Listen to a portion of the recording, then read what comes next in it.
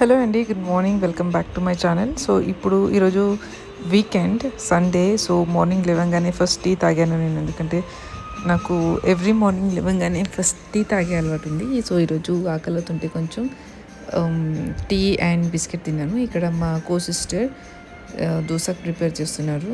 సాంబార్, ఆలూ చట్నీ, ఆలూ సబ్జీ and chutney చేస్తున్నారు. నేను ఉత్తప్పం వేయడానికి ఆనియన్ మళ్ళీ మిర్చి కట్ చేసి పెట్టాను. ఇక్కడ మా అత్తమ్మ వాళ్ళ కోసం టీ కూడా చేసి పెట్టాము మేము.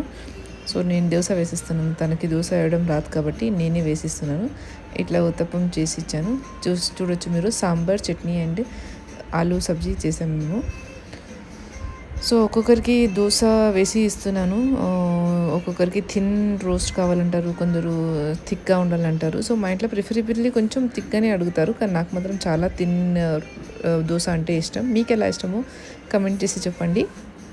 ఇక్కడ సాంబార్ చేసింది తను, నార్త్ స్టైల్ సాంబార్ చేసింది, చాలా థిక్గా ఉంది.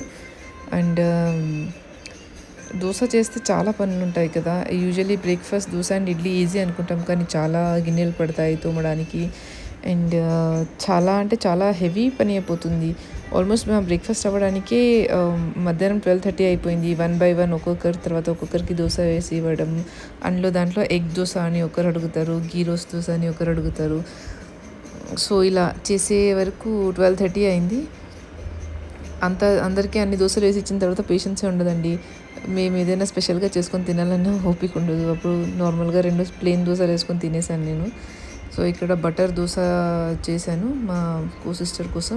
తర్వాత ఆఫ్టర్నూన్ లంచ్ కోసం మేము రైస్ పెట్టాము. తర్వాత మార్నింగ్ సాంబారే చాలా మిగిలిపోయిండే, దోశకు చేసిన సాంబార్. అందుకోసమని మేము ఇక్కడ టొమాటో చట్నీ చేద్దాం అనుకున్నాను. ఫస్ట్ పాన్ పెట్టాను.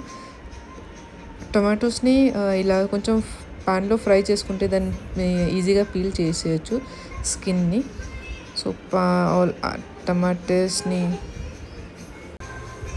టొమాటోస్ని ఇలా ఒక హాఫ్గా కట్ చేసుకొని దాన్ని పాన్ మీద వేసి కొంచెం ఆయిల్ వేసి ఒక 5-6 minutes అలా ఫ్రై చేస్తే దాని స్కిన్ మొత్తం పీల్ అయిపోతుంది.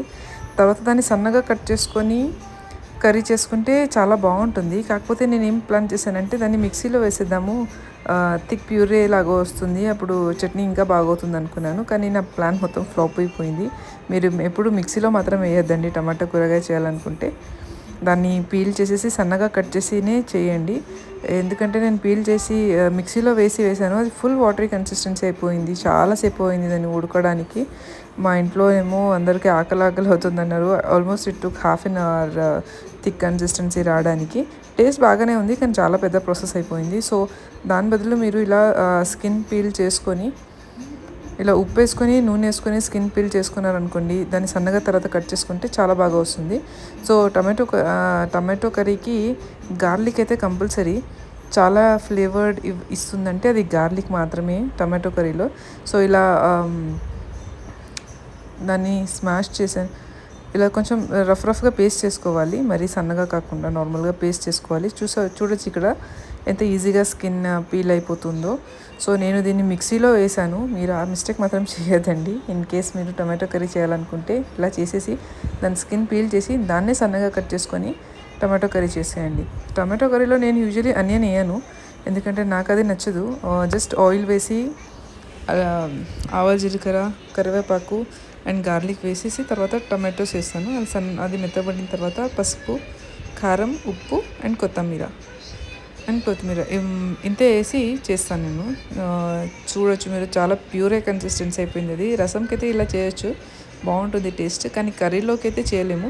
మేము రసంగా కన్వర్ట్ చేసేద్దాం అనుకున్నాను యాక్చువల్లీ లాస్ట్లో. కాకపోతే మా ఇంట్లో సాంబార్ ఆల్రెడీ ఉంది.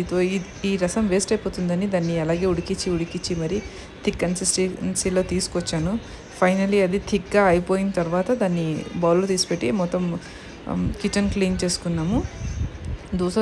బ్రేక్ఫాస్ట్ లేట్ అయింది కాబట్టి లంచ్ కూడా లేట్ చేసాము ఆ రోజు. వీకెండ్లో యూజువల్లీ లేట్గానే అవుతుంది. ఈరోజు Sunday actually non veg cook చేద్దాం అనుకున్నాము, కానీ ఈరోజు రామనవమి ఉన్నందుకు మేము నాన్ వెజ్ ఏం ప్రిపేర్ చేయలేదు. పూజ చేసుకున్నాము, దాన్ని ఈ డిన్నర్ తినేసాము. టమాటో కర్రీలో చాలా కొత్తిమీర వేస్తే చాలా ఫ్లేవర్స్ బాగుంటాయి, చాలా టేస్టీగా వస్తుంది. సో, ఉడికేటప్పుడు కొంచెము, తర్వాత దింపిన తర్వాత కొంచెం వేసుకోండి. ఇది నా టిప్. యాక్చువల్లీ నేను ఇలాగే చేస్తాను, అన్ని కర్రీస్లో ఇలాగే చేస్తాం మేము. ఉడికించేటప్పుడు కొంచెం హాఫ్ వేస్తాము, ఉడికిపోయిన తర్వాత దింపిన తర్వాత ఇంకో హాఫ్ వేస్తాము, అప్పుడు బాగా ఫ్లేవర్స్ వస్తుంటాయి. సో యా, ఇలా జరిగిందండి మా వీకెండ్. మీది ఎలా జరిగిందో చెప్పండి. నా వీడియోని తప్పకుండా లైక్, షేర్, సబ్స్క్రైబ్ చేయండి. నేను ఇలాగే కంటిన్యూస్గా మీకు వ్లాగ్స్ పెడుతూనే ఉంటాను. Thank you for watching.